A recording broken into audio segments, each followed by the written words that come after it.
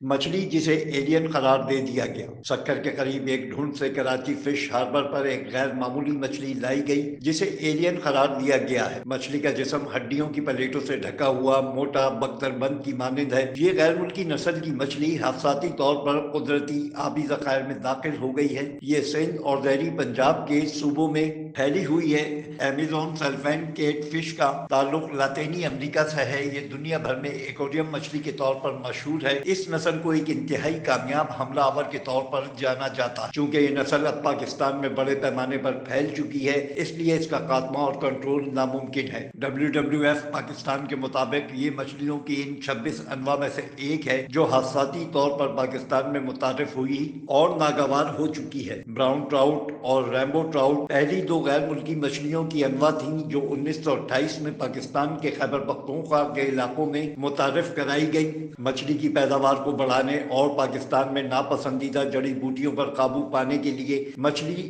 کی کئی غیر ملکی انواع جن میں Mozambique tilapia, common carp, goldfish اور گراس کارپ شامل ہیں۔ 1980 کی دہائی میں silver carp, big head carp, Nile tilapia کو بھی متعارف کرایا گیا۔ ان تمام نسل کی افزائش کا مقصد آبی زراعت کی پیداوار کو بڑھانا تھا، لہذا ماحول پر ان کے منفی اثرات پر مناسب غور نہیں کیا گیا۔ اس بات میں کوئی اختلاف نہیں کہ ٹراؤٹس کے ان تعارفوں نے آبی حیاتیاتی تنوع اور قدرتی ماحولیاتی نظام کو متاثر کیا ہے۔ Afzal Khan, C110 news, Karachi. C110 news, خبر کی اصل خبر۔